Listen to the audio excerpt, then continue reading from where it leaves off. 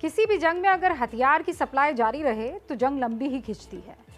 रूस यूक्रेन की जो ये जंग है शुरू होने के बाद से आप देखिए अमेरिका यूक्रेन को 35 करोड़ डॉलर के हथियार देने का ऐलान कर चुका है, जिसमें एंटी एयरक्राफ्ट गन से लेकर बुलेट प्रूफ जैकेट तक शामिल है। फ्रांस भी यूक्रेन को एंटी एयरक्राफ्ट गन और डिजिटल हथियार दे रहा है। ऐसे देशों की लिस्ट लंबी है, यानी एक तरफ तो आप जंग को उकसाने वाले बयान दे रहे हैं, दूसरी तरफ हथियारों की खेप पहुंचा रहे हैं। इसी वजह से अमेरिका पर यह सवाल उठ रहे हैं कि वो जंग को अपने आर्थिक फायदे के नजरिए से देख तो नहीं रहा।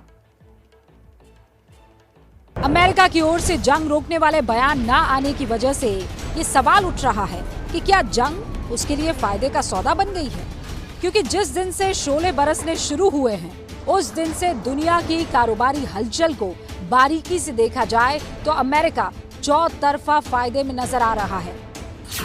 जंग की वजह से रूस पर लगी पाबंदियों के बाद दुनिया में अमेरिका की प्राकृतिक गैस की मांग बढ़ गई है, डॉलर मजबूत हुआ है, अमेरिका का व्यापार भी उछाल के संकेत दे रहा है। इसके अलावा जंग हथियार के व्यापार का बड़ा जरिया हमेशा से रहा भी है। इस समय जंग किस तरफ जाता है कोई नहीं जानता। क्या यूक्रेन हार जाएगा, क्या ये जंग जो है लंबी होगी, इंसर्जेंसी में कन्वर्ट कर देगी, हम केवल स्पेकुलेट कर सकते हैं, लेकिन अनुमान लगाने में कोई शर्म नहीं है।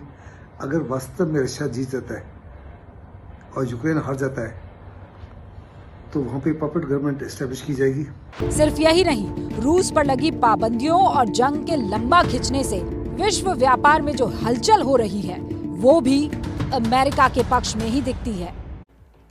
देखिए, रूस पर प्रतिबंधों के बाद दुनिया में जो कारोबारी हलचल है वो अमेरिका को किस तरह से फायदा पहुंचा रही है, उसका अंक गणित आपके सामने रखती हूं। अमेरिका को पहला फायदा नेचुरल गैस के कारोबार से हो रहा है, क्योंकि रूस से यूरोपियन यूनियन हर साल 200 बिलियन क्यूबिक मीटर गैस आयात करते हैं। अब प्रतिबंधों के बाद ये आयात घटकर 72 बिलियन क्यूबिक मीटर पर आ गया है, जबकि इस बीच अमेरिका अपना उत्पादन 1 ट्रिलियन क्यूबिक मीटर बढ़ा चुका है। यानी प्रतिबंधों के कारण अमेरिका को अपने नेचुरल गैस के लिए यूरोप का बाजार मिल जाएगा। दूसरा फायदा डॉलर की मजबूती, क्योंकि जंग से यूरोप का वातावरण असुरक्षित हुआ, सीधा फायदा डॉलर को मिला, वो मजबूत हुआ। 2014 के क्रीमिया संकट में भी डॉलर 9% मजबूत हुआ था। इस जंग के शुरू होने के बाद भी डॉलर में लगातार मजबूती देखी जा रही है। जंग से गणित के पैमाने पर अमेरिका को तीसरा फायदा कारोबार का है, क्योंकि रूस और यूरोप का सालाना व्यापार लगभग 282 बिलियन डॉलर का है। अमेरिका और रूस का सालाना व्यापार 34 बिलियन डॉलर का है। रूस पर प्रतिबंधों से यूरोप में रूस के सामानों की कमी पूरा करने के लिए अमेरिका को खुला बाजार मिल रहा है। रूस से व्यापार कम होने के कारण इसका असर अमेरिका पर ज्यादा नहीं पड़ रहा है।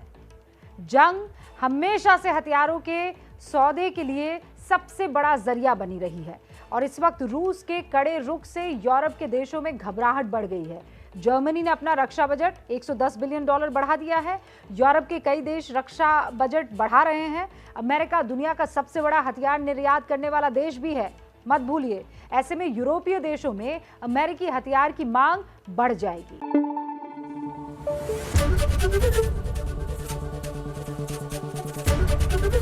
एबीपी न्यूज आपको रखे आगे।